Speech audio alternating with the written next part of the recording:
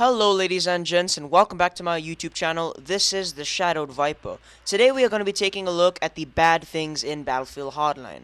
So let's get started off by talking about the character models. I simply don't like them. They're not as detailed and developed as the character models in Battlefield 4, and trying to tell the difference from, say, a medic to an engineer is very difficult. It definitely could use some improving, and although the game is still in development, I would expect it to have some sort of detail on the character models at the moment. Handcuffing. If you're basically carrying a baseball bat or a police baton, you can perform a melee attack.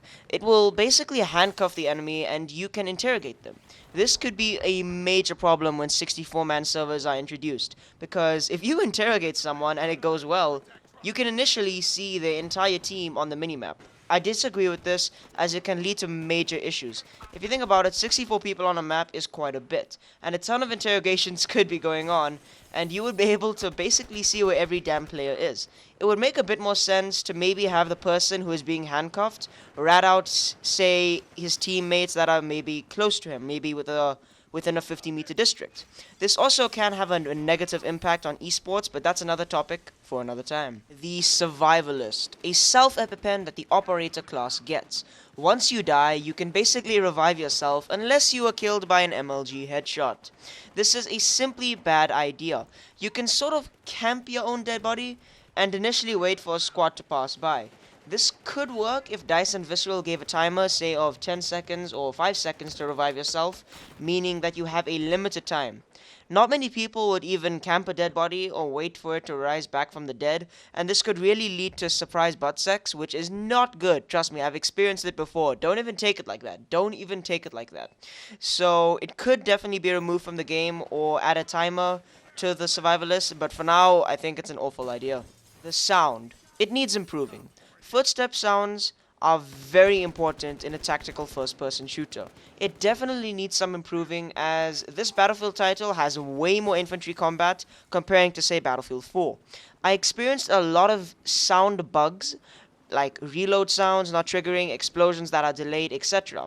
And this could really ruin the game. Sound is very important, and destruction is very key in Battlefield. If explosions don't trigger off or you don't reload your gun, you could simply get confused. Footsteps definitely need to be ramped up, as the audio is a bit too low, and sound in Battlefield has always been important, and basically in any tactical first-person shooter. The movement, probably one of the most important things in a Battlefield game.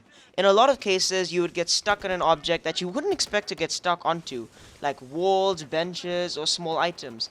Basically, all Battlefield titles have had this issue, and it is predominantly the Frostbite engine that causes this. It would be great if Visceral and DICE could make the movement a bit more snappy and a little bit less glitchy, but by the looks of it so far, it is not looking good for the movement. The running animation is a bit too sluggish.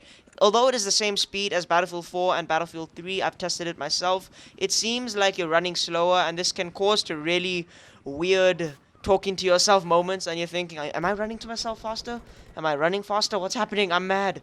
So it definitely could use some improvement. Considering that we're in downtown LA, I would have expected to drive a little bit more civilian cars instead of a cop car or a sedan. It makes sense that they didn't allow this, as I feel the map would become flooded with civilian vehicles, and no one wants a clusterfuck.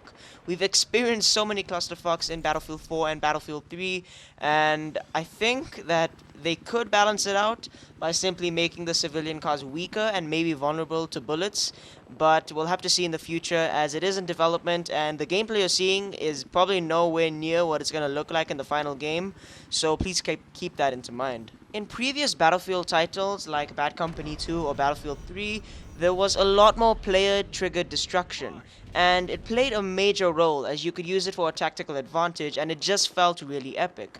You don't get the same feeling in Battlefield 4 or Battlefield Hardline, and the Frostbite engine does focus a lot on destruction, and it seems that we need a bit more of it in Battlefield Hardline, so we could use it for a tactical advantage. We could just destroy cop vehicles, we could take the criminals down when they're trying to pull off a heist. It would work really well considering the theme, and I think that a lot more destruction needs to be added into Battlefield Hardline. Now guys, if you think I'm being biased to this Battlefield title and I'm favoring the old Battlefield titles, please note that if you're just clicking on this video and you haven't watched the previous one, I actually mentioned a lot of good things about Battlefield Hardline there, so there will be a annotation at the end of the video and probably now, so you can click on that and you can check out the older video. So now that I've made my good and bad impressions of Battlefield Hardline, beta of course, I am going to be releasing raw gameplay of the game, only 5 minutes of the game unfortunately, because that's the best gameplay I actually recorded. I'm not very good at the game at the moment,